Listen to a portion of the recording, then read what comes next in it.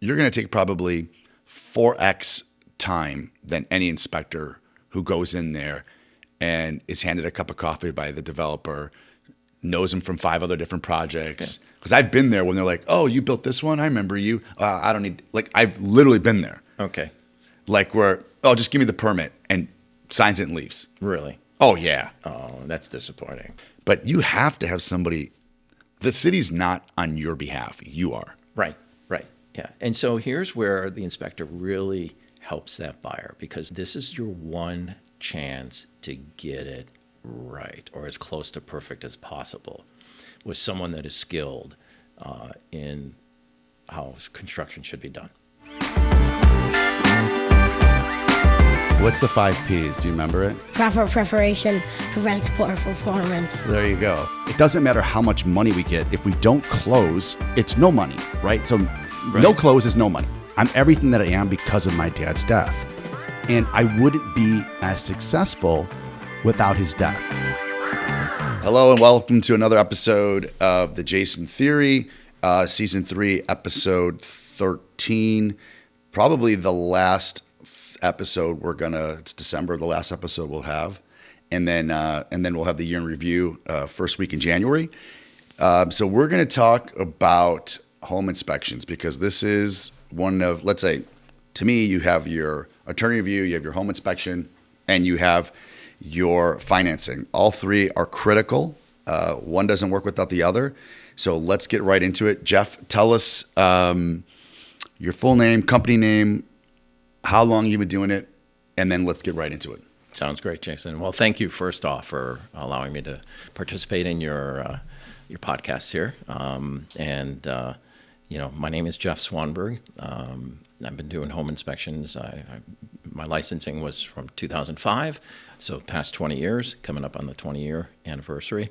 I am an independent home inspector with my own company, Premier Home Inspection Chicago. Like I said, I've been doing home inspections for the past 20 years and have approximately 7,000 under my belt. That's a lot. It is a lot. In the early years when the building boom was taking place, I was doing 400 a year. And obviously in the 08, it fell back a little bit, but was still doing 325 to 350 for almost 10 years with a local company here. Just so that I, could build my business, my book of business, and understand the business itself. And then worked as a manager overseeing a team of 7 for a national company, or a company that was based out of the East Coast that was trying to build and become a national company. So managing a team as well as carrying a book, a bag myself. Yeah. So, and then decided that in 2021, that it was time to just do this on my own, like I'd thought I should, and just had a few people such as yourself, as well as some other really great people in the Chicago area that said, Jeff, do this yourself. One of the quotes was, I can read any inspection report. The reason that we hire you is not because of the inspection report. It's because of you and the way in which you handle the clients. Even if the quote was, they can ask the same silly question and you still handle it with grace and you still handle it kindly. So that's why that's an art form in itself. It is, yeah, particularly. That's a virtue, actually. Yeah. There have been times where I've wanted to say, but never did, that perhaps renting would still be better for you than buying, when someone doesn't understand some of the very basics of homeownership. But in 2021, I launched my own company, Premier Home Inspection Chicago.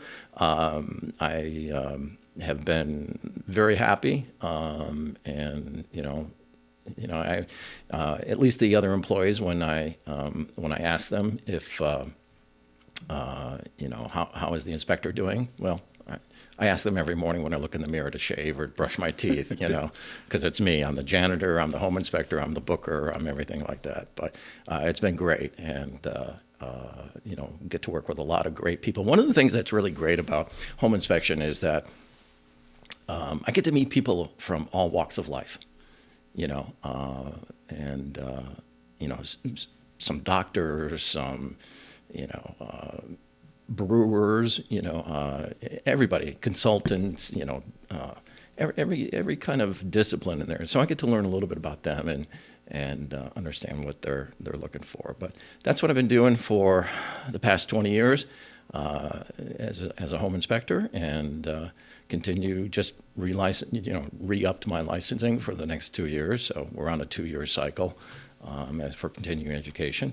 And so, yeah, that's what I'm doing.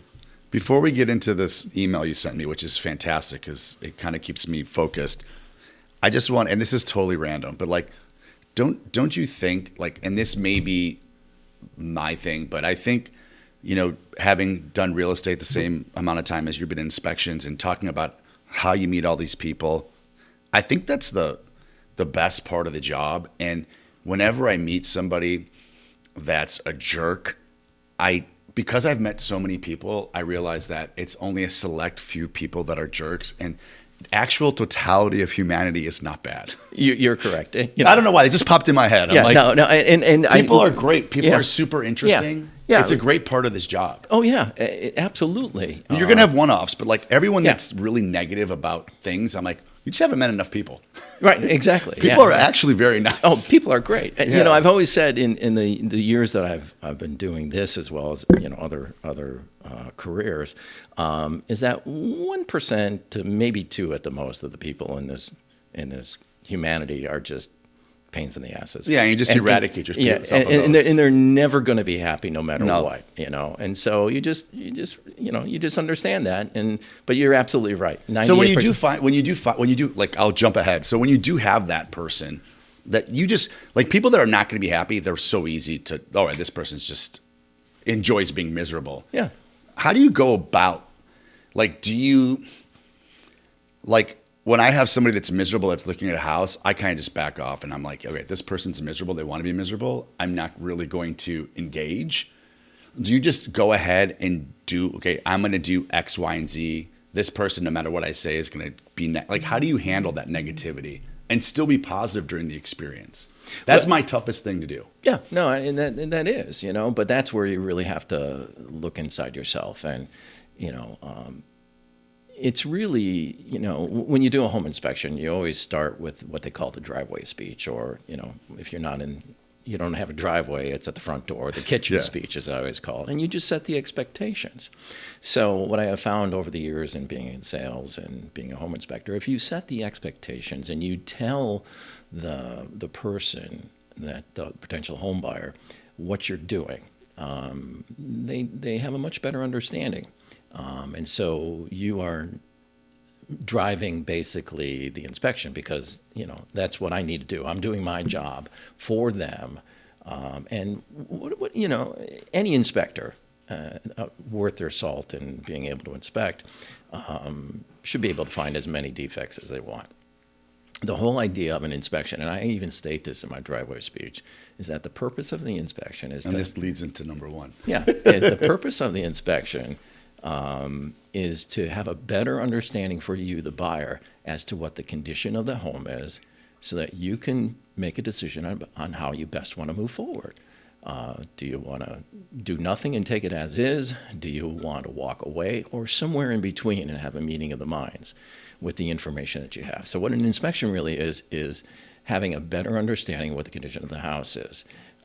It's amazing, and I always joke with, or have a nice little light conversation with the buyer of saying that this is going to be while we're at the inspection, this is going to be the longest period of time that you're going to be in the home. So get to know your home. Don't be afraid to be a Snoopy Snoop and take measurements and all that kind of stuff. Because I think that's a great thing that you say to people at the inspection, because you are 1,000% right. The showing is 20 or 30 minutes. This is 4 hours where you can literally sit down. Yeah, have a much better understanding. Yeah. I mean, there's been numerous times over the years where someone has said, "Oh, when did they put this bathroom in?" It's always been there, but there's a lot of things that are going on, and it's a highly charged, transaction too. A person is spending $100,000+ and they spend 10 minutes walking through it and says, I'll take this one. Yeah. You know, whereas we do more. They'll research a TV that's $400 yeah, for 5 months. Yeah, a microwave, you know, a $450 microwave. You'll let's check Consumer Reports. Let's see what Best Buy said. See what Google reviews are. And so it's just kind of crazy. So I guess I'm kind of the That's really I like that. Yeah, so it's one of those things, and they always joke around. And one of the things to get back to kind of your original question is if there's someone that's going to be difficult, they're gonna tell you right at that driveway speech. And much like you do, you let them talk. You let them feel like that they have a say. Instead of being confrontational with them, and you can just have a discussion with them. And that has always proven. It also kind of like when they're speaking, it also lets you know, hey, listen, these are the things that they want me to look out for. I'll pay extra attention, or hey, bring this to your attention, or bring this to your attention too. Well, we've all had experiences in our lives, and the old saying of you don't know someone else's experience until you've walked their life or in their moccasins. But there's been many times where someone will say to me up front, because one of the things is there anything that you're really concerned about, or any changes that you were thinking about making to the home? And a lot of times they've had a past experience that was negative in some way, whether it was a backed up, flooding, all the major things, flooding, roof leaks, things of that nature. And so they will share with you. So you have a better understanding of where they're coming from, whether it's from a rental or a previous home or different parts of the country or the things that they've had struggles with. So those are things that by just letting them tell you, you can have a better understanding where they're coming from. So when you do have your kitchen sink, front of the door sink, front of the door conversation, you're letting people know, hey, this is what an inspection is. So for someone that hasn't gone through the experience, what exactly is a home inspection? You kind of hit on it, but let's go over from the rooter to the tutor, from top to bottom. Sure. And so one of the misnomers that a lot of people have, and early on in my career, in 2005, there was a television program. It's probably still on HGTV. It was Homes on Homes. Yeah. Mike Holmes. And, I would always get someone that comes in while we're doing this thing. I want you to do a Mike Holmes inspection. And I would always kid with them. I said, I would love to, except I don't have this construction crew behind me. Rip out all the walls, whip all the drywall up, bring it to the bones, and let's start. Yeah. But and so we would always kid about them and go, oh, okay, I understand, but what a home inspection is in the state of Illinois, it's a visual-only inspection and not technically exhaustive, which just... So go into that. Yeah, so what that means is basically we are not doing anything invasive. We're not opening up walls, we're not taking off cover plates for outlets and checking all the wiring. It's really visual only and only using normal operating controls. So, I've had people say, well, yeah, this door works fine. You just have to lift it and then turn the knob. Well, no, that's not how a door should operate. It should be able to turn it and open it. So, the other thing that, home inspections, there's limitations to it in the sense that the state of Illinois requires you to be licensed in order to perform a home inspection or provide any kind of reporting for... Are there different levels of licensing? No. Okay. No. There are different levels of licensing if you get further certifications, like if you're a professional engineer or something like that. There's things that you can bring to the home inspection world. Okay. Yeah. But home inspection itself is just a very straight, licensing. You have to take courses. You have to pass the test. The course test, and then you have to actually pass the state licensing test, and then you have to, much like most licensed professions, they have to do continuing education, so many hours, and re-up those every year or every. I'm sure yours is more difficult than mine. Probably not. I mean, it's just is English harder than math? It depends. It depends on the side. I mean, and ours do intersect. Much like math and English intersect. But anyway, and so the thing about an inspection is that, and as we've learned in school, is that there's theory and there's actual doing it. and seeing it in action. And so most inspectors will pass unless they just haven't. If you haven't put the work in, it's like when we were in school. Yeah. If you did studying and you did, you're going to pass. But if you don't, weed you out. It means that you're not fully invested.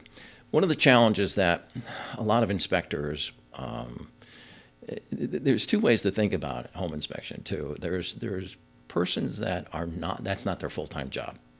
And then there's persons that's their fully committed job. And that's what I've been since 2005. That's my only career. I'm not a firefighter. I'm about to say you're not a fireman. I'm not a fireman that does it on the side, or I'm not a contractor, whether it's a carpenter or electrician or whatever, that does it on the side. And I just don't think that that's really the best way to approach home inspection. Man, there's one guy who's a contractor on the North Shore. I'm sure you know him. He's like a bigger guy, and he does inspections. And the minutia he gets wrapped up in because he's a framer or he's a contractor. Yeah. It's just like, man. Yeah, that's. Well, I would build a house like this. I mean, there's different ways to build a home. Right. Right. I'm glad that you would do it this way, Right, but that right. doesn't mean that there's other things that are wrong. Right. Well, and going back to the Mike Holmes thing, there was times where they would do the follow up, and Mike would go through the home and he goes, yeah, they did this here. It's not to my liking, but it's done right. Or I would have maybe changed this around. So he was being an interior decorator, but yeah, there's different ways to approach an inspection. Yeah, the opinion stuff about the deck, like that stuff's like, okay. Yeah, it is what it is. Yeah. And the thing about an inspection, my job is to point out defects. Based on there is an art to it in a sense that if something was built in 1950 or 1960 or 1970 and they haven't updated it, that it doesn't meet today's current standards, they don't have to bring it up to today's current standards. As long as it was done in the manner in which it was done and correctly. So I know that you say that, right? I use you as an inspector, but then I'm also at a ton of different inspections when I'm on the sell side. I don't understand why what you said is so hard for people to say, and no one says it. Well, until I say it. Yeah. Well, and then like I never want to interject, right? Because I think that's the worst thing is when the selling agent interjects in the inspection. Right. But sometimes it's like so blatantly, like I get so frustrated. I'm like, hey, yeah, this staircase is from 1880. They don't have to tear it down and rebuild it. No. But they don't say that. Right. Well, one of the things there's a couple things about the home inspection schooling is that the home inspectors, there was a few schools and home inspectors in Chicago, the Chicagoland area, that were known as the deal killers. And they prided themselves on being the buyer's advocate, and I am going to make sure that you are protected, and because they would cast they would paint all realtors with a broad brush, saying that they're only just interested in selling you a house, and they don't care about you, which is not true. If you take a look at how the whole process and transactions take place and the sales cycles. It may have been true back before licensing ever came into being. Yeah, I mean, and there's always going to be bad seeds. It's just in every I mean, that stuff happens. Yeah, I mean, when my parents bought their house back in the 1960s and all the way up until in the 90s, there was no home inspection licensing wasn't a thing. There was no such thing. It only came into play back in the 90s. 1990s that was. So would you just bring contractors? Or you would have your take a hammer and kind of ding things? Well, yeah, you would have your friend. Well, I have a friend that's a carpenter that knows building. So here, kind of look at the house and see what you think, But no one really did the whole what is now a full profession of understanding. Hey, we're gonna take things in all the different systems and components, meaning whether it's your electrical, your structure, your plumbing, your roofing, all the things that the appliances, walls, foundations, crawl spaces, that has actually been put into place so that there is some standard that is met, and it helps many different areas, such it helps government, meaning the city, so that there's at least a level or a baseline to work off of how buildings should be built so they don't fall down, or that there's fire safety. Helps everybody. Insurance. Right. It helps insurance. It helps the buyer understand, Yeah. a good house versus a bad house. So that's really the role of an inspector. And having hired, inspectors, one of the paths for inspectors is usually retired or guys that no longer can physically be a carpenter or a plumber or an electrician or, It seems like a good transition. It's a great transition. The challenge, much like you were talking about before, is that they know, they know too much. They know. Not so too much, but no, they know electric really, really deep, going down all the way to, this connection, they should have used a J hook instead of, the U hook, in here. But they'll miss the mold or they'll miss the P trap that wasn't in place, and not saying that that's wrong, but having a better understanding of all disciplines, not to the depth that a licensed plumber would need, or, an inspector doesn't need to know that deep of stuff. What he does need to know is if it doesn't look right, all an inspector needs to do in their reporting is identify what the issue is, why it is an issue, and what is the next course of action. So simply, the sink is missing a P trap. A P trap helps prevent sewer gases from entering into the home. Call or have evaluated by a licensed plumber and correct as needed. Simple. That's all it is. So that's how you have to write an inspection item. And you have to do that for electric. You have to do that for, like I said, for all the different disciplines. And so there is a lot of skill in doing an inspection. And, new inspectors, a lot of times, from the first company that I worked with, had, said, you really don't know anything until you've done at least 250, 300 inspections. So that's almost a full year. I could see that. Yeah. I mean, you can see it, you can read about it, but if you haven't seen it in action, and one of the things that you will always find, as you and I have, discovered, is that there will be kind of a consistent number of things over the years. There's not a GFCI in a wet location that is required. There's, a broken thermal seal, in a window, things like that, that are just going to always be the same. That's going to be in every single home. So those are some of the things, but so to be a home inspector, it does take skill, and it's also understanding how to deliver the information. One of the things that they teach in the home inspection world or schools is that you are the buyer's advocate, like I was talking about a little bit before, and you are the last defense wall from making a horrible mistake in your life, And those were the deal killers in there. My approach has always been that, again, we're just trying to understand what the condition of the property is so you know how to best move forward, because everything can be fixed. It's just time and money. And whether or not this person is in a position to be able to address that. And that's what the attorney and that's what the realtor has the job of to do for their buyer or their client. Yeah, it's basically, hey, this is, I think if you don't have a good team after you, it really gets difficult, right? Because if you buy something that's $150,000 on the market and it's $50,000 worth of work, it's, if you can handle that work, it's worth it. Yeah. Right. And on top of it, you're going to make money because you're adding value to the house.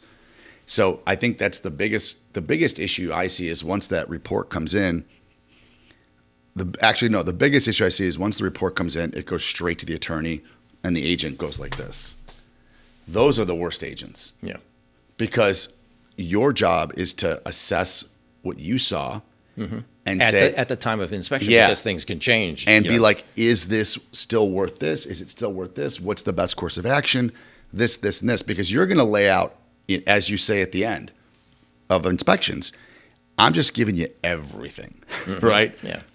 Like nothing's perfect, or like you say, I mean, you wouldn't have jobs. Right, exactly. There is no perfect house. There's no perfect house. Right. I'm going to lay out everything. Now let's really assess the situation that we have in front of us.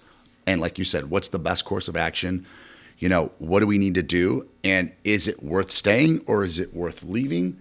That's all stuff that, because nothing's perfect and no one's ever satisfied. A $10 million house is amazing to a $5 million person, but it's terrible to a $20 million house. Yeah. So yeah. everything is relative, and take those relative things and let's figure out is it worth what we need to do. Yeah. And that's more on your side too. Yeah, I mean, yeah. I'm just reporting the details. Yeah, but if how, like, what people don't understand, if it's not communicated properly by the inspector, then it's really tough to move to the next stage, sure. Right? So, you know, if someone goes downstairs and says the house is going to fall apart, it's really tough for me to say, hey, it's not going to fall apart when I know it's not going to fall apart. Yeah. Right? Like, and there's people that just make these, you know, CYA exaggerations. What I appreciate about Jeff and what you do is in terms of what I think should be done.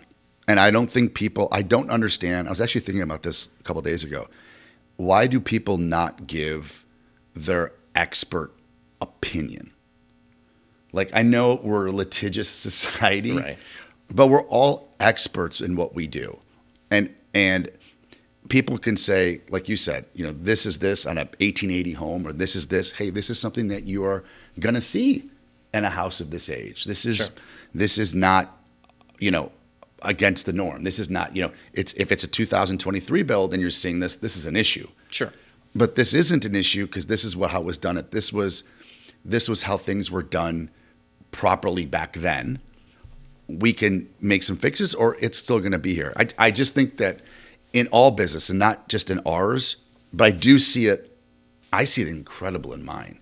Like, I have people that come into homes that are priced extremely attractive for the reasons that the floor needs to be done, like refinish, or this needs to be done, this needs to be done. And the client will be bitching about all this stuff. I, as an agent, would be like, yeah, I get that. Like, if they were my buyers. Like, I totally get that, guys, but you know this place is selling at a $100,000 discount from the place that sold across the street. And we need to do $15,000 worth of stuff. You're not going to get a 1.5 house priced at 1.3 that should be 1.5. That doesn't happen. Right. Well, and those opinions are just not given ananymore. I don't know I don't know why.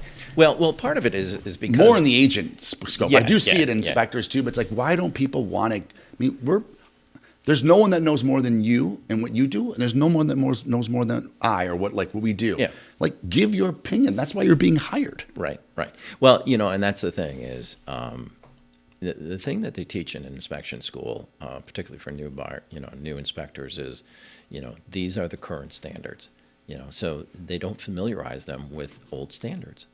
So that's where a new inspector will go, oh, well, this doesn't meet today's standard, even though it's an 1880 house, and you know that. And then I'm like, it doesn't have to. It doesn't have to, because they've never changed it. Yeah. You know? And one of the things that they teach in like I was saying, is that, you know, inspectors are the last defensive wall, you know, from a buyer making a terrible thing. But if you actually look at the empirical data, that has, having been in a corporate world where I got to see it from, you know, in a managerial standpoint, I got to see it from a much more global perspective, is that less than 2% of transactions, home transactions, actually walk away because of an inspection issue. Wow, that's interesting. Yeah, it's like 1. But I totally see that. 1.75%. Most of the reasons why people walk away, there may be some aspect, but you know, so a failing foundation, or a bowing foundation wall, or a house that's sinking and racked, you know, which I have seen and have said to people, you know, this is, you know, significant, you know, structural issues, you know, where I could actually stick my hand underneath where the earth was, you know, eroded away, where I could stick my hand underneath the footing of a foundation. Yeah. They walked away from that. But most of the reasons why people walk away from a transaction from seeing data has to do on your side of the business. Contingencies, earnest money, financing, being able to get a mortgage, you know, all those types of things. Or they couldn't sell their house, you know. So there's so many different aspects. But for the most part, again, everything can be fixed. It's just, you know, how much money, how much time, and is that something that you're willing to do? Yeah, and I think your demeanor on that is what is also reassuring, right? Because people's nonverbal and the demeanor on certain issues can set people one way or the other. Yeah. You know, or I was at a place last week where this person started freaking out, and the inspector was like, "Hey, listen, it can all be fixed." And she's like, "Well, how can you fix blah, blah, blah?" Well, it just so happened that I had just been part of what needed to be fixed. Yeah. And I was like, "Well, this is what we're going to do. We're going to cut a hole in the top of this. We're going to drop this here, and we're going to do this here." And then she's like, "Oh," and the inspector goes, "That's exactly how you would do it." Yeah. And I'm like, "Well, you could have said that." well, but here's the thing is, you know, and, you know, inspectors will have people that come back, because one of the things that does happen is, you know, our role again is to identify what the issue is, why it's an issue, and what the next course of action is. If you expand upon that and give your personal opinion, then what'll happen is they'll call a plumber in, and the plumber will say, "Well, they didn't do this, they didn't do this, they didn't do," because they know, you know, the whole system. Yeah. They know the plumbing, you know, discipline this deep. And they say, "Well, your inspector should have caught this. Your inspector should have caught this. Your inspector should have caught this." You know, well, yeah, if I'm only looking at plumbing, I would have, you know, and I was able to tear it apart. But again, it's a visual only inspection. I'm not allowed to tear a pipe out and see that it's rusted or get underneath there. You know, We just know that pipe needs to be addressed. we know, you know, I can see that there's clues or evidence that it is. And if that's occurring, there may be something else that's that's down the line that I just can't see. And so they're always going to throw the inspector under the bus, you know. But, and again, you know, it's a visual only inspection. We're not tearing it apart, you know. Now, even though it is a visual only inspection, there are ways through skill and doing it enough times that you're going to see the same kind of themes that happens, you know. And the plumbers know that too, you know. They know that, this is going to happen over time, but for right now, you know, the metal pipe that's under the P-trap and the drain system, the DWV system, is going to, you know, work for 50 years. You know, one of the things that I just actually had to deal with yesterday, and, you know, this is kind of a really great example of understanding and being a homeowner myself of why this is an important issue, and for somebody to understand what the current condition is and what would transpire past or during their time of home ownership. We're going through a number of buildings because all the way up until basically the early 70s, late 60s, they still use galvanized piping for water supply, which is steel pipe.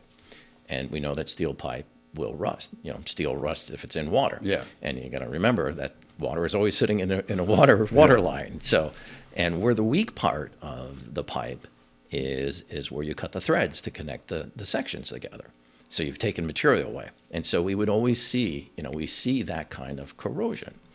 Well, one of the things that I've learned over my career in talking with the home buyers, and when I have pointed it out, is that, you know, galvanized pipe, particularly on the hot side or the horizontals, it will corrode, and it will basically be like a shrinking artery. And so you have weak water pressure on the hot side, or, you know, no water pressure at all, particularly the higher you go up. All right, so there's a tell. Yeah, so there's a tell. Yeah. And so when you see the water supply and you see the distribution being galvanized, you have to tell the customer. And the reason being is that some insurance companies will not insure galvanized piping because they don't want to take the risk, particularly if the house is over 50 years old. So, you know, if you have a house that's 100 years old that has galvanized piping and no one has done anything, it's okay, but you want to let your buyer know that, you have got galvanized piping and it's going to fail. It's at its life expectancy. And that, you know, and Now, or if the insurance company may not, if they do insure you, they're going to raise their rates. Yeah. Because they knowing that it's coming. Knowing that it's coming. So, and that also has to deal with other systems and components, such as air conditioning. Back in 2010, they opted to use a different refrigerant instead of the R22. Well, you can still kind of find it, if you need to. Yeah, it's expensive. But it's expensive, So, they switched to a 410A. And so, you may have an air conditioning unit that works, based on that it's 14 years old, but if you need to have it serviced because the line, has leaked, it's going to cost you a lot. It may be better off to expect replacement, so budget for that too. So that's some of the things that inspectors will also, a good inspector will tell you. Whereas new inspectors will only say, oh, it's R22, it's old, or yeah, what do you do next? Well, have it evaluated by an HVAC company. Okay, well, that's great. But, what happens if it's winter?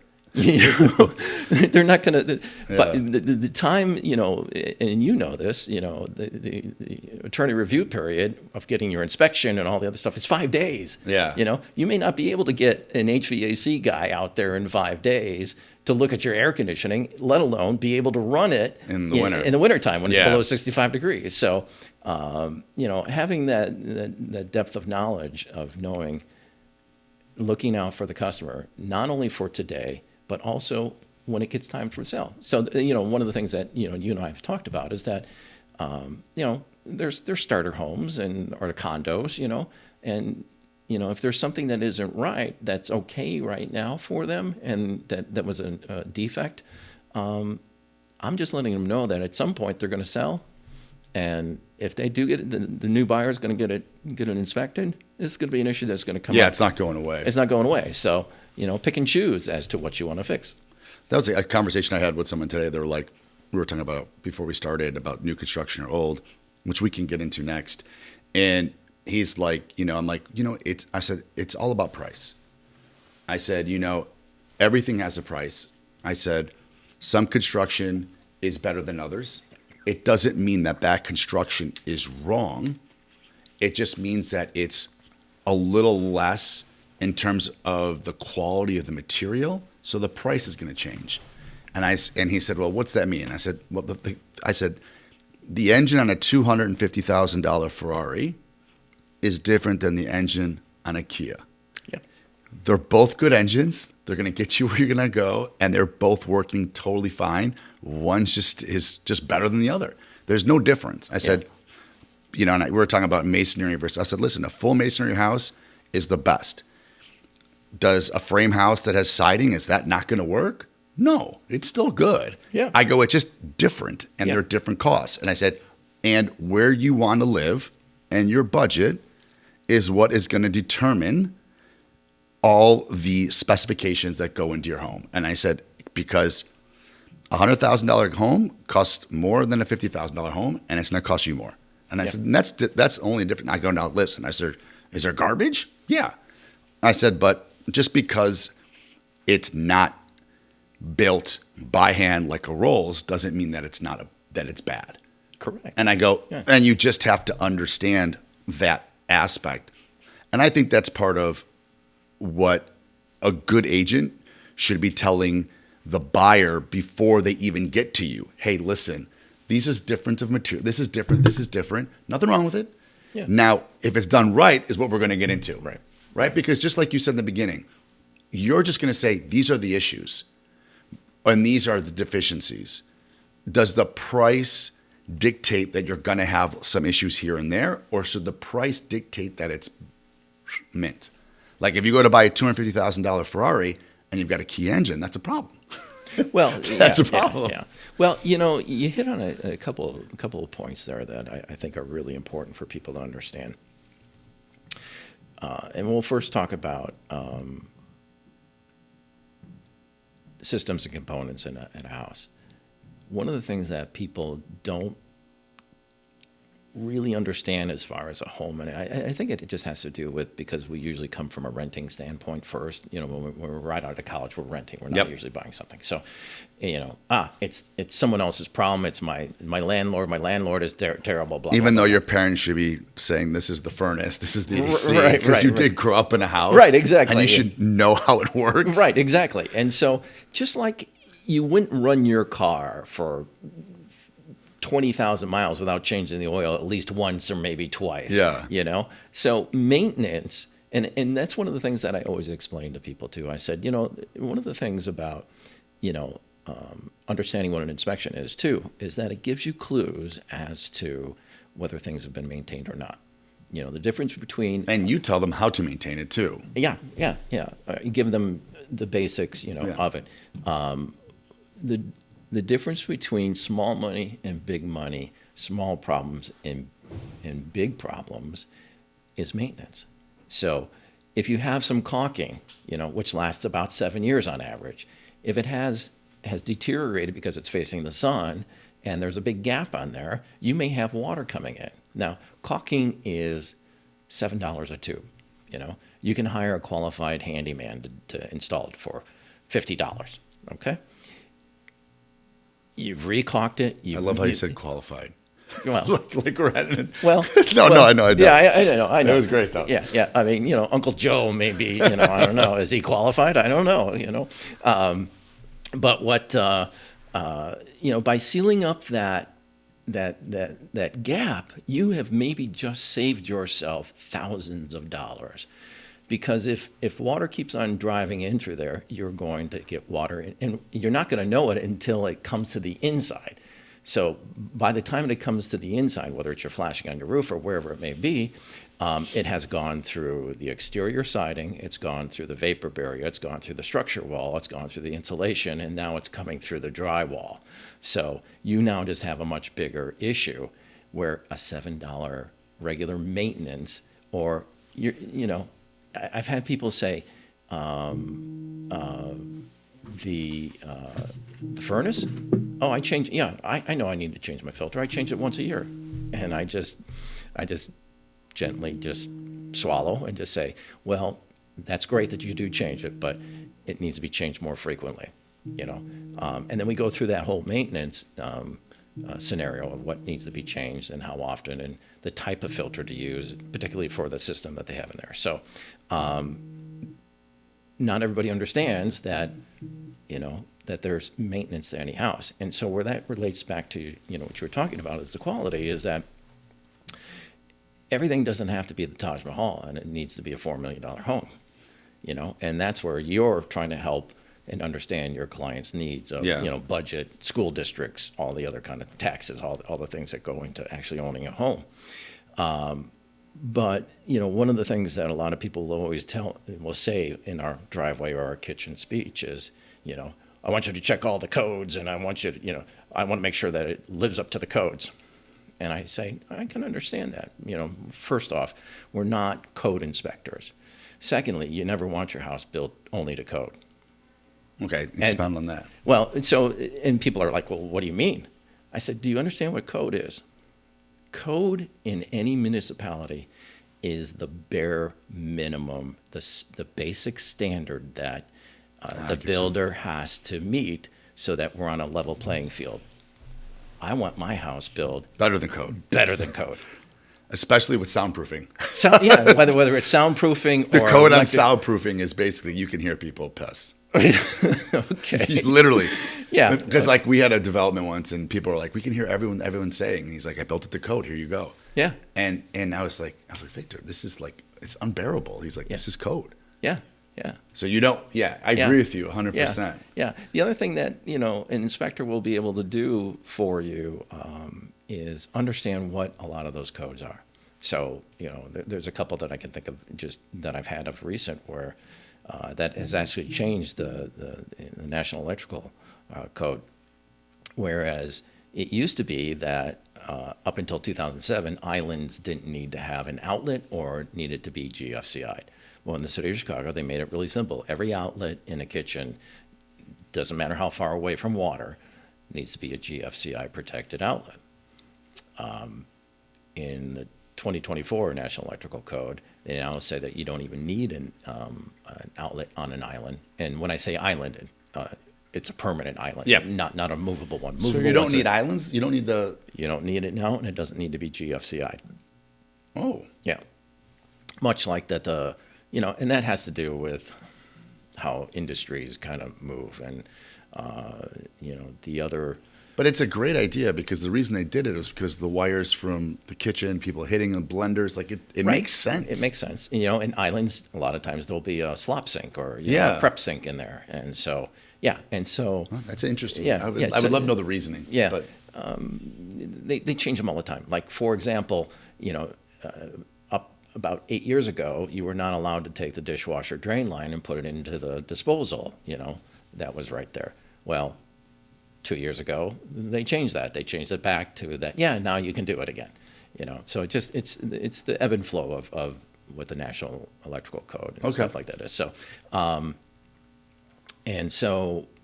we see those types of things that will take place. I had an instance where there was a development where a developer bought. It was in like Albany Park there. Bought a number of homes, tore them down, and built new homes. And this was one of the last on this section here. And they were using 4x4 supports for the decking, for the entrance there. And there were a couple other issues. And they said, well, the city came by and passed it. And I said, okay, that's great, but which can I see the paperwork for it?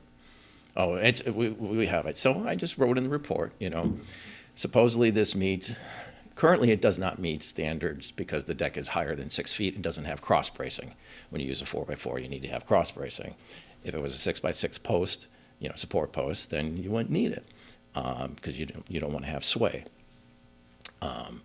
And so I heard back from the agent that those things, that there was also a plumbing issue too. He said, "Oh well, we had it plumb. We passed our plumbing inspection." Well, there's different levels of plumbing inspections. There's the drainage, there's the waste, there's the supply, there's all those different things. And when did it come through? Come to find out is that, and this is where the attorney came into play, because I had alerted that that these things were of issue. So they dug a little deeper and they asked for the permits. And they couldn't produce the permits and the sign off from the city. And then they did, and it was a sign. It was just on the back of a sheet of paper that was, scribbled. So, it wasn't on the permit. It wasn't on the permit. No. Yeah. So, those are the types of things that inspectors will catch, but in helping the buyer understand what the condition of their homes are. So, what have you over 20 years? What have you seen? What are 3 major differences between buyers that you've seen in terms of what their main, not issues, but what their main objective when they're there? And that's the wrong word too. What are the 3 main things that people kind of bring up all the time in terms of hey, check this or check this or check this? Has it changed? Were buyers 15 years ago being and this is just me saying anything, 15 years ago, hey man, I really want to make sure that this roof is the way it should be? And is that turned to, hey, can you double check on the water heater? Have people, what people focus in on an inspection, has that changed over the years for you? And have you noticed any of what those changes are? Yeah, things have changed. And I think part of that has to do with people's better understanding and information, more information of being able to, GTS it, Google that stuff anytime, and at least have a better understanding of how a system or a component may work, whether it's the furnace or the roofing and stuff like that. But again, it also goes back to if someone has had a previous experience, a bad experience, like leaking or something along that line. So first-time home buyers. So first-time home buyers are always nervous about everything, but they are most concerned about, and as anyone should really be, about the envelope, meaning Is it weather tight? Are you going to get water in from somewhere outside? So water is always Water is always the number one. The biggest issue, whether it's from the roof, whether it's from, back from the 90s all the way to 2010-ish with split face block, and the lack of flashing and, the challenges that builders had at that time and the demand for housing as well as the lack of skilled labor. And not, one of the things, speaking of concrete block, split face concrete block is, they do put a sealant on it. And the sealant is about a 1-year sealant. It's a very thin. That's the manufacturer's sealant. Yeah, it's the manufacturer's sealant. Just for shipping and distribution and stuff like that, and to prevent product loss. But when the builder would build it, which was perfectly fine, they never shared that with. And we would see it in a duplex down, duplex up, and a second level. They never shared it with the buyers. And so, hopefully the inspector would say something like, hey, these typically have a 1-year sealant from the factory, but it is going to require sealant. Well, a lot of inspectors don't do that, or didn't do that. And so we know what the problem with split-face concrete block was. It was also had to do with flashing, that they weren't flashing it on the top, preventing the water from coming in between the ports there. So those are always the things that we will find that things have changed. And so they have done a much better job of flashing, much better of keeping the envelope tight. Some of the things just from natural product improvements is, it used to be acceptable to use a 3-tab roofing shingle, and that's the ones that look perfectly smooth, and it's 3 shingles this way, and you just let it there. Well, they're no longer allowed to be used, and you can't even do them anymore. Yeah, no, the manufacturers really don't even do them. You can use them on certain circumstances, like a shed or more maybe a garage. But it's architectural style shingles now. Now, the difference between the two different products is that a 3-tab is a 15 to 20 year life expectancy, depending upon exposure and, wear and tear and, elements. Whereas an architectural style shingle is going to be a 25 to 30 year life expectancy roof. So it's a much better product. It does cost a little bit more. But most of the things, whether it's the concrete block, when you have it sealed, or it's a roofing, the cost is not in the material. The added cost is not really in the material. It's the labor. It's always the labor. It's the labor. So if you're going to have a block that's sealed, concrete block wall sealed, it's always best to try to get as much as your budget can afford, to go for the longest period of sealant than a shorter period. It may only be 30% more in material cost, but if you're going to go from a 5 to a 10-year sealant, you're not paying that labor.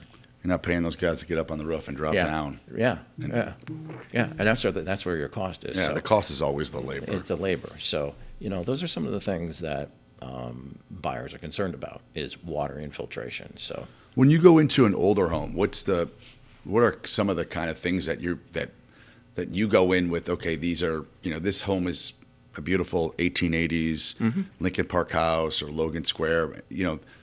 These are the 3 things that I'm going to really take a look at to make sure that everything is copaesthetically okay. Like, do you have like people say talking points? Do you have mental points when you walk into an older house and say this is what I'm going to really look for?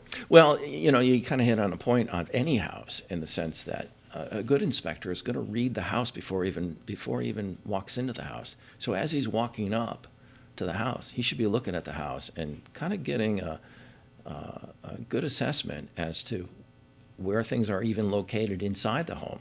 So if you see a plumbing stack on the roof there, that your building and your wet walls are going to be on this side here. Or you should be looking at to see what is the condition of the south side of the roof versus, when you do a more thorough thing, just generally look at, the tuck pointing, the siding, meaning, is it tight? Because you're going to expect to see water infiltration if there's, failing mortar and things of that nature. So, but the beauty about Chicago, and this is where I always chuckle a little bit, is that I have inspected homes that were built in 1873, and in the city of Chicago. I've inspected homes that were a little bit before that, back out in the suburbs, out in like Wheaton and LaGrange and stuff like that. But I get to see homes from the late 1800s all the way to today, and get to see so out of 7,000 inspections that I've done, I've seen a lot of different variations. All right, well, that leads me to what are the best decades? Yeah, well, Overall, the best decades. well, again, it goes down to what do you expect, so, and what type of structure is it? As you were saying, a masonry foundation is far better than, and like a block gray stone is much better than a framed, home from the same period of time. They just don't make them like they used to anymore. Well, And it's the labor. well, it's the labor. It's also there's a lot of things to it. That could be either good or bad. They don't make them like that because they don't make them like that because there's a reason why they don't make them like that anymore. But some of the things, such as when we look at an old late 1800, early 1900 home, structure is always going to be the biggest thing. Yeah. Because remember, they didn't have concrete in the way, so it's always going to be a brick foundation. It's going to be maybe a concrete block, or a bigger block, or masonry kind. It could be a stone foundation. Yeah. So we see that either stone or brick, and depending upon how well they've maintained. What do you prefer? If all things consistent, they're both in great shape. What is it? Is a huge limestone block foundation better than pure masonry? Well, I would prefer a stone foundation. Yeah, to okay. To That's a what I brick. thought. Yeah. Not that they're bad, but there's just more joints, and because a stone block is going to be this big. Yeah. So it's the joints. It's the joints. It's the possible water Right. infiltration. Right. Yeah, and a stone is going to. You got to remember what brick is. Brick is just clay that has been smashed together, molded, and then hard fired. Yeah, and fired. Yep. Right, and it's still going to have moisture coming in, but as you bring moisture through that brick, it's going to deteriorate over time.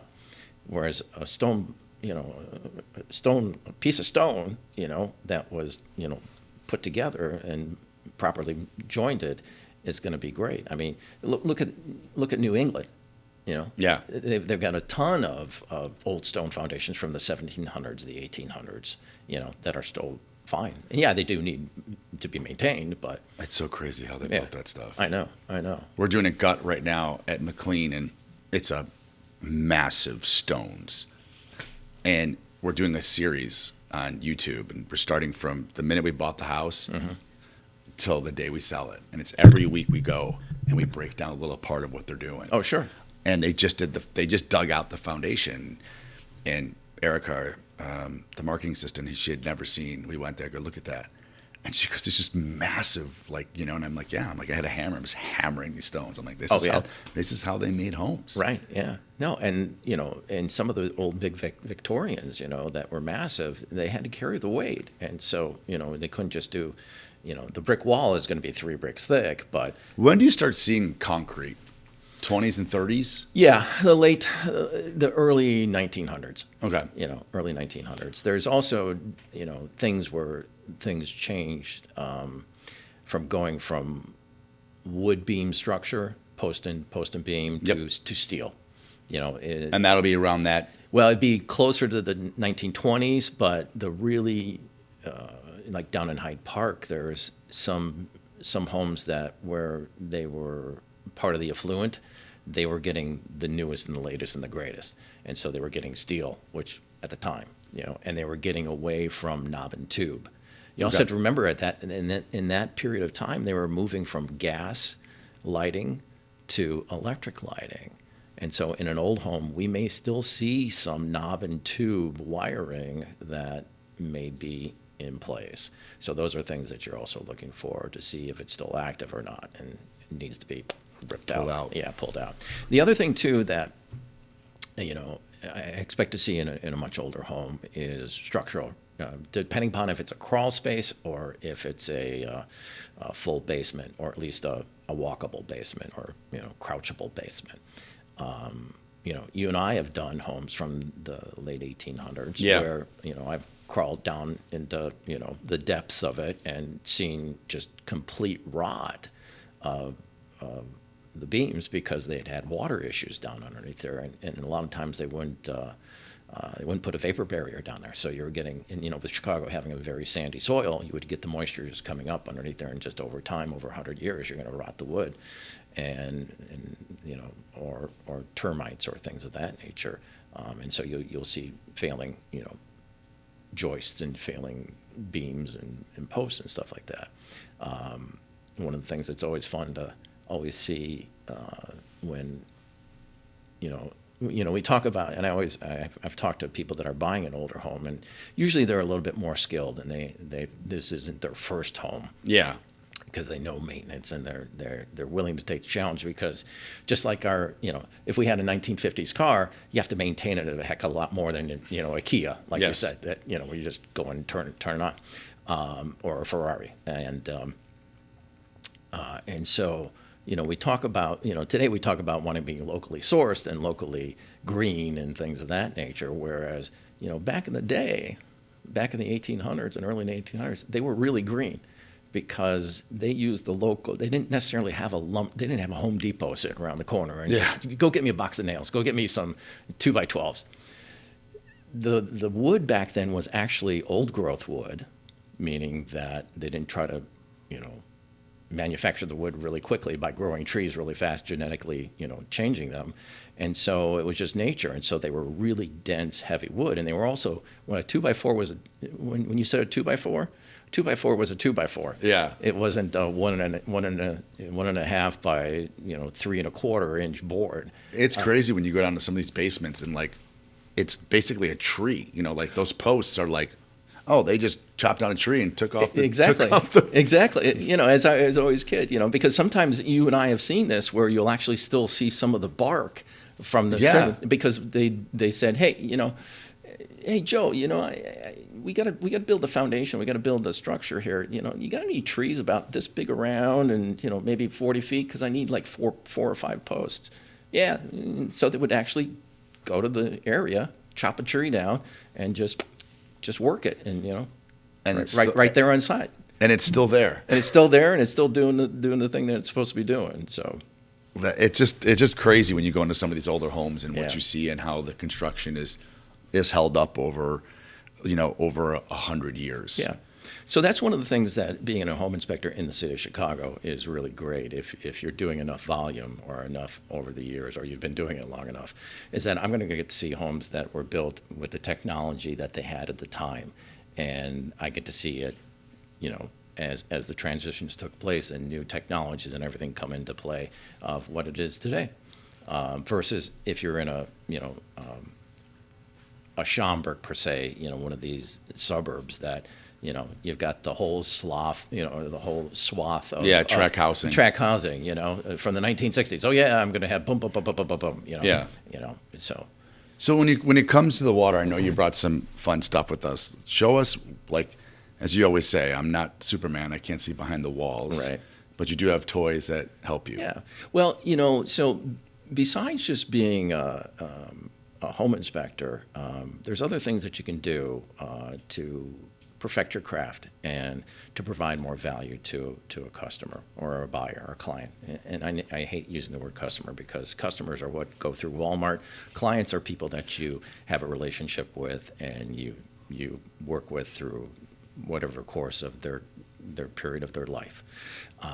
But as a home inspector, as I said in the beginning, it's a visual inspection and not technically exhaustive. But if I wanted to understand or have better understanding of what may be an issue or what I perceive to be an issue, because I've seen clues of something, one of the things that I've done is I've become a certified level 1 real estate thermographer. I know that's a mouthful of words, but what it really is that I've been trained. I know how to use. I had to pass a certification test of how to use an infrared camera. And so when I was at US Inspect, that was one of our trainings, and we used it on every single inspection. And I firmly believe that you'll see some inspectors use it, but I use it on every single one in my inspections. And what it is, it's an infrared camera, and I actually brought it with me. Yes, let's take a look. Yeah. So. We had a potential water issue at an inspection on a sale that I had, and the guy was like, there could be water, there could not. The meter's this. And one time I was like, well, don't you have an infrared camera? And they're like, no. And then his client looked at me and looked at him, and I was like, oh, I shouldn't have said that. So I don't say it anymore. But like in the back of my head, I was like, when they're here, why not use everything that's at your disposal so that you can just cross that off the list, or have a bigger, or have more understanding of what the situation is. And actually, I love the fact that you can kind of trace things if you need to. Like, hey, where's the origin of this? What's this? What's that? Right. All right, go on. Well, it goes back to what is the inspection company want to do? They only have to meet the state standards. They have to meet code. Yeah, they only have to meet the state code. standards. Exactly right. And just tell you that there's an issue and that you need to have professional evaluation. And so what this is a infrared camera. It's FLIR, which is forward-looking infrared. That's what the acronym stands for. And FLIR is one of the premier companies out there that produces this. And what this does is just tells me what a temperature of any kind of surface may be how I have this set is within 0.6 of a degree. And the reason that we use temperature to find moisture has to do with some basic physics and thermodynamics. There were some really old smart dead guys, and you've heard me say I've this heard before. this. You can say it again. Yeah, the really old smart dead guys that figured out that that heat is always wanting to give itself up from thermodynamics. It's always wants to go to a cooler space, and it always moves in three ways and three ways only. One of the ways is radiation. We've all experienced that when on a 65-degree day, same temperature, we'll be in the shade, we're chilly, we step in the sun, we'll be nice and warm, and that's radiation. Second way is convection, which is, I think, just a fancy Latin term for airflow. So we know it, we get southerly breezes, we get nice warm days in Chicago, or we air fry with it. Yeah, but I say cooking. Cooking, yeah. Because that moves heat around in a faster way. And the third and final way is conduction, in the way that I'm concerned about. Conduction is just something touching something else in a very basic manner, where it changes its thermal properties. And so we use this camera here to see if there's any changes on a material like drywall. And if there are, then we use our protimeter or moisture meter to identify if it is actually wet or not. And so this just tells me the temperature difference. And if there's something that's an anomaly that gives me pause or concern, then I will use the moisture meter. And we can use this primarily. We primarily use it for moisture. And I have seen in new construction where the builder was there and arguing with me and saying that there is no moisture there. And I said, well, here, let me show you. And I had to go through this whole explanation. And I said, and it's probably coming, what's right above us? He goes, well, how can you tell? I said, well, it looks fine because it was freshly painted. Yeah. And so I used this, and it showed me a big blob of a lower temperature, a much bigger difference than 8 degrees. So you're looking for, just for the people that don't understand this, you're looking for like a miscoloration. It's usually blue. Yeah, usually blue. And is it you want a Nebo, right? You want like kind of like a, or is it want to be like? Well, it can be blue, but if it's dimensional, then it's mostly just missing insulation. Insulation. Yeah. Okay, yeah, gotcha. Yeah, where the insulation to get tucked up tight. But if it's So this will also see if someone doesn't insulate properly Yeah. because airflow is coming in. You Right. can tell temperature. So there's Right. many different ways in Yeah. which we use this, but primarily for moisture, because Okay. again, water is always the biggest enemy. And so we will see basically a big blob, or like you said, an amoeba. And so I pointed it out to him, and he says, I said, it's the bathroom right above us. And he goes, well, and I said, and you also have a leak underneath the sink in the guest bathroom there, in the right sink there. And he goes, oh, my plumber told me that he fixed that. And I said, sounds like you need a new plumber, But so we. And you find out if people put the heated floors close to the toilets. Yes, I do. Yeah, I know you were on the listing side. Of that. But we can also use this to see if there's insulation that's missing, where or maybe they drywalled over an old window in an old 1890 home that they didn't need the window in that particular location. And so we can actually see the window framed out through here. Or like you said, in radiant flooring. Yeah. I think it's great for radiant flooring. It is great for radiant flooring to see whether or not the system is actually working. If the coils are going. Right, exactly. It's crazy. Like on the radiant flooring, like when you put it down, you can just see the coils. Yeah. And they're red, not blue, because they're hot. Right, because they're hot. Yeah. So, there's different ways. I did something, this young gal was renting this home that she had the opportunity to buy. And so she said, I want to do an inspection because I'm just renting. And so I did the inspection, and for the most part, it was good. There were a number of issues, and that was just from lack of maintenance. But one of the things that I caught, I walk into the second bedroom, which is being used as an office, and I'm going like, man, it just seems a little cold in here. And I'm looking for, the heating source. In order for it to be a bedroom, there has to be a heating source. And heating sources should be, in building standards, should be by a curtain wall, meaning, by a window, to create a heating curtain so that you don't have heating loss through there. So that's why the registers are always by the windows, so that when the cold air comes in, you're combating it. Yeah, well, basically, you're preventing because remember, heat always wants to give itself up and go towards cold. So you're creating a curtain there, like when we go into the grocery store. Okay, like a barrier. Okay. Yeah. Oh, those plastic things when you go in. Yeah, and you feel that big draft. Yeah, They're trying to keep the heat in there, that's in there. I got you. So same kind of concept. A barrier. I always thought it was just, okay, cool. Yeah. That's something I learned. Yeah. So, I'm looking at the ceiling there, and I go, yeah, the drywall guy didn't cut out where the register was. So for 3 years, whenever she turned the heat on, she was pumping heat into the cavity between the top floor unit and there. God. And no heat. And she had heated floors upstairs. They did. They didn't even know it. Yeah.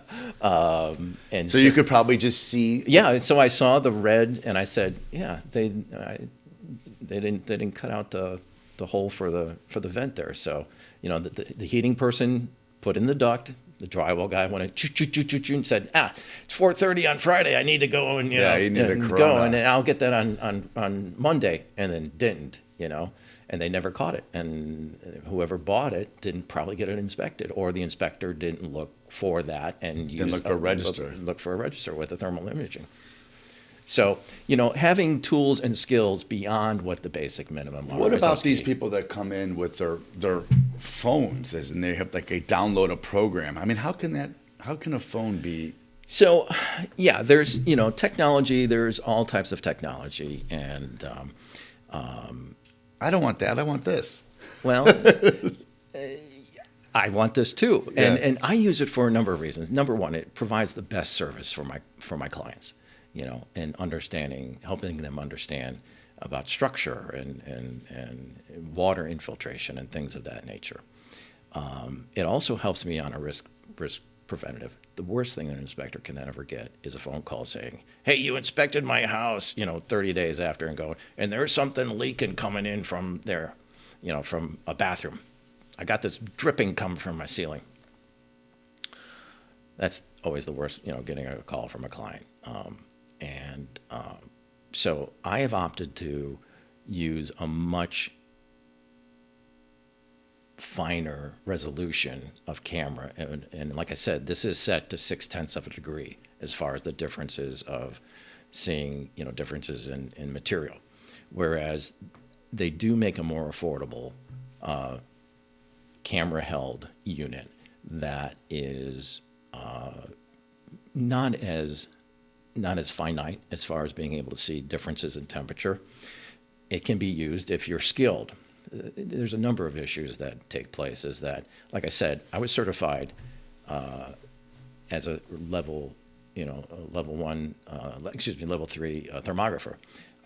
Most people don't take the training or get certified. They just buy the phone. They just buy it and they read something real quick and they just shoot Yeah, it. because I've seen you say, well, I know that's that and that's that, right? Because you have enough experience where, like, Right. yeah, this wouldn't be doing this. It would be doing Right, this. It would right. be doing this. Right, exactly. And I've had instances where I've seen other inspectors use it and not able to pick up a leak or pick up the radiant floor, because to make it really kind of more easier to understand. It's kind of like when we were used to watch television, and it was the old tube type television versus what the OLED type television is. That's what this is. Now, this, even though the phone camera one is about $400, this one's $2,000, and my protimeter there is a $600 tool right there. This pales in comparison to what municipalities will use, such as industrial and firefighters. The ones that firefighters are using are like $50,000. And the reason why is they even have such a even more finite level of detection is because they're trying to find little embers at a fire to make sure that everything is out, so that they don't get a flare up, or if there's electricians are trying to see if there's too much heat generated in a wall or something like that, or particularly like for big, is a breaker, doing what it's supposed to be doing and not overheating an electrical panel. So while this is great, this would be fail in comparison to what they would need for life saving. Yeah, for life saving, right? I'm not saying. I hope so. Yeah, me too. Yeah. So, but I invest in myself in providing the best experience and the best for the buyer, for my client, and also try to do the very best job that I can, given the limitations that I'm strapped with, of being in a home. What do you think when people, if someone, because everyone has this, right? Everyone reaches out and says, "Hey, I'm buying a new construction house. What are the couple things?" Obviously, nothing's going to change. You're going to rip things apart from no matter what type of house it is. But what are some of the things that you see on new construction? We talked about people not getting the permit and not getting it signed. I mean, for an agent that doesn't ask for the permit on new construction, you're not doing your due diligence. You're not doing your job. I don't think you don't leave that for for the lawyer. Where's the permit? Where's the sign-offs in the back? Every agent should know each sign-off. Every agent should know all the permitting, all the codes. Like, all right, there's a rough, there's sewer, there's because they keep adding. Yeah, they do. Yeah, everyone should know that stuff. And when it doesn't pass, not inspected. Okay, where did he come back? What did he line? They write what didn't pass. What are a couple things that you look out for when you walk into a new build? Well, the question that a lot of people will even, and I just had this occur. I said, I don't need to, because the builder said that, it passed all the city codes, so I don't need to have an inspection. I said, well, that may be true. You don't have to have an inspection. There's nothing that says you have to have a home inspection. I mean, Mayor Johnson runs the city. They met him? You're going to lean on the city? I'm not. No. Well, you've got to remember these things have been in place before Mayor Johnson took place. So, he has his challenges as well. But I explained to him what an inspection is, and that this is your one chance to get it right, or as close to perfect as possible, with someone that is skilled in how construction should be done. And you're going to take, just not to barge in, but you're going to take probably 4x time than any inspector who goes in there and is handed a cup of coffee by the developer, knows him from 5 other different projects. Because I've been there when they're like, "Oh, you built this one? I remember you. I don't need." Like, I've literally been there. Okay. Like where, "Oh, just give me the permit," and signs it and leaves. Really? Oh, yeah. Oh, that's disappointing. Oh, yeah. I'm sorry that you had to go through that experience, but you know what I'm there. I'm just like, I've seen it. Yeah, I mean, the envelopes of money are gone. Yeah. Because I think the feds had that big thing like 4 or 5 years ago, 6 years ago, where they all the money was changing places for Yeah. the codes. Yeah. But you have to have somebody. The city's not on your behalf. You are. Right, right, yeah. And so here's where the inspector really helps that buyer because, every developer or every builder is going to provide you with a 11-month or 1-year guarantee. Okay, that's great. You would hope that something that went wrong showed itself up at that time. However, if you're a doctor or if you're a lawyer or if you're an accountant or you're some other trade, do you know about building, I would never try to tell an accountant that, I don't need your services. I'll just figure out, it's just math. How hard could that be, And so, as I say, this won't be the only home you ever own. And at some point, you're going to have to sell, or you're going to want to sell. You may not have to sell. And that a new buyer is going to bring in an inspector. And if there's something that isn't right that he catches, wouldn't you rather have it caught now so that you don't have to, because it's now going to come out of your dime? Oh, I didn't think about that. So when I do a new home inspection, I'm actually, remember it's supposed to be brand new and as close to perfect as possible. With an existing home, you're going to expect to see some sagging, some, little bit of things that take place. But in a new home, it should be perfect, like right off the showroom floor. And so there will be some things that I will find, like radiant floor heating that's not working.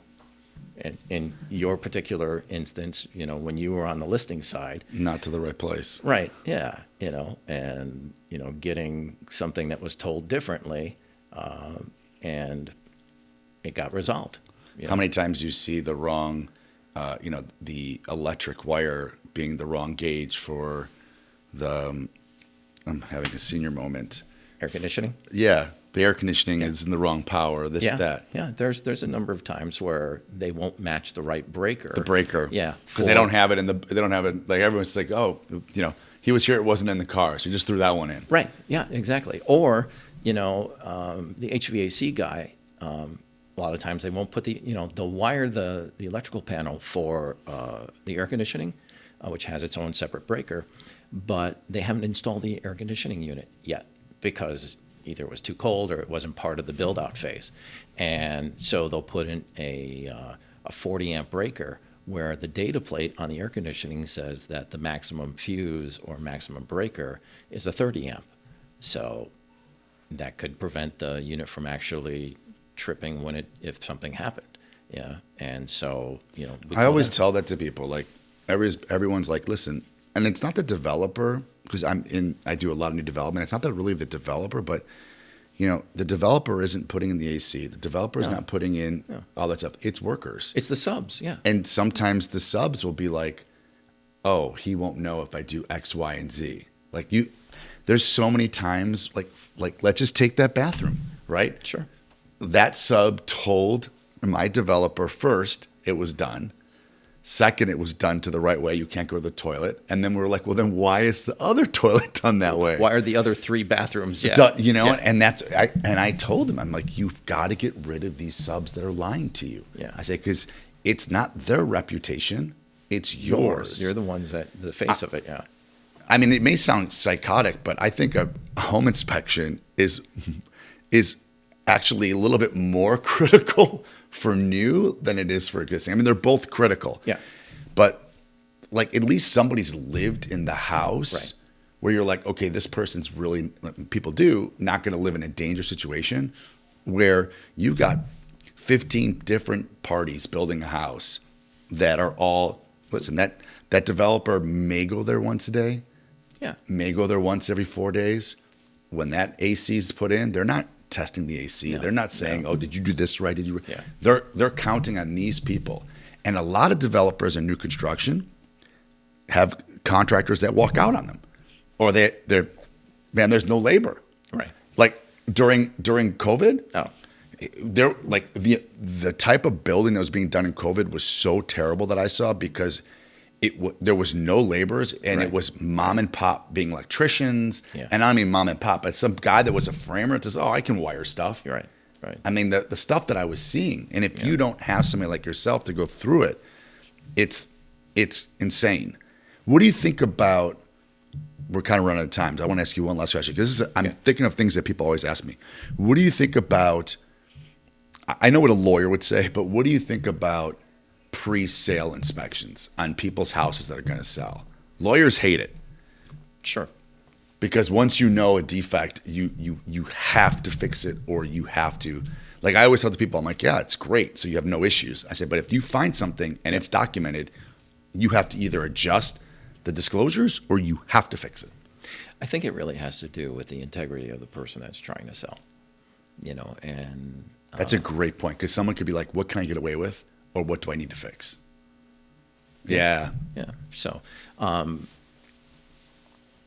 maybe I do 1% of all my inspections. So it's not a No. You would think that it would be something, but again, like I said in the beginning, there's all different levels of inspectors, and it's still buyer beware, in a sense, but and a lot of times price will dictate.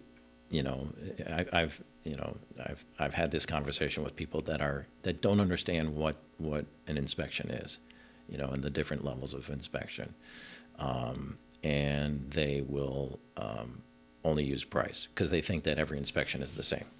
So, for example, in the state of Illinois, that requires that for a simple example, if there's 3 windows there, an inspector does not have to open every single window. He only has to do a sampling of windows. So out of 3, he only really has to do 1. Now, the inspector will probably pick the good one, and the other 2 will be maybe rotted or have a problem, maybe not closing right or something like that. They only have to check a few outlets. They don't have to check, they don't have to open every door. They don't have to do, it's a sampling or a representative number within that room. And so, yes, not every inspection is the same. No, they're not.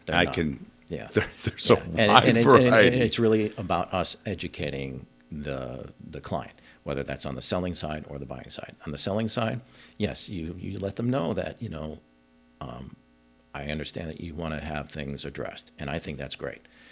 It helps them also, besides your point of understanding that if I do find something, then they do have to disclose it.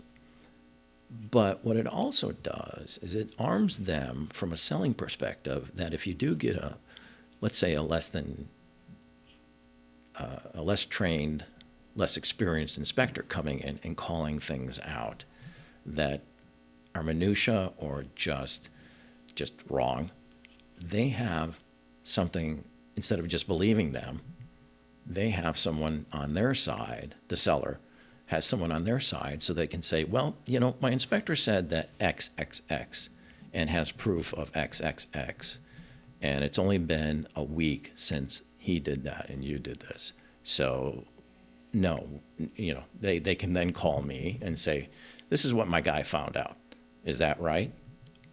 I can either say yes, no, whatever it may be. 99% of the time, it's no, he's not right. Yeah. And it's not that I'm being stubborn. It's just that you have more experience. I have more experience, and I know what's going on. Yeah. So. Well, we got to wrap it up a little bit. All right. I want to do this again for sure next year. Absolutely. I would love the opportunity. Thank you. So how do people get a hold of you? So it's really simple. You can do it in a number of ways. Fire it off. Fire all numbers. Yeah. All right. So you can email me. You can go to my website, which is premierhomeinspectionchicago.com. You can email me through there. My email address is jeff@premierhomeinspectionchicago.com. You can call me on the number that's there. That's my cell phone. It goes directly. Leave a voicemail. You can text youngsters. me. Yeah, youngsters. Yeah, youngsters. Leave voicemail. What's that? Voicemail. Yeah. And what's really critical is let me know the property address and also maybe the unit number so that I can at least know where it is. I've gotten that where it's. Hey, I got a 2019 build of a duplex.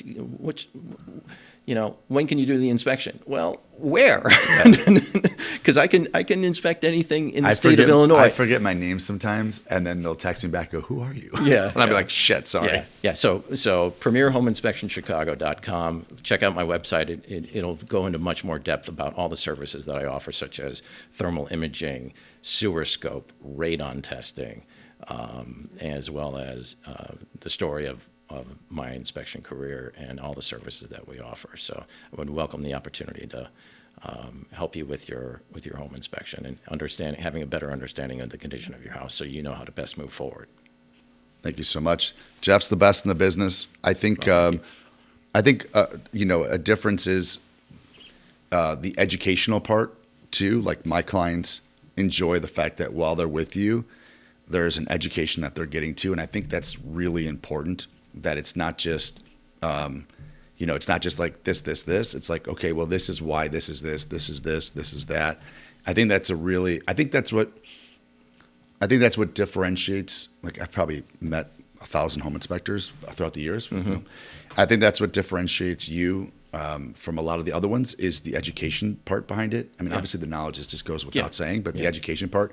And I think that's something that is missing, and something that is extreme add value to what you bring to the inspection.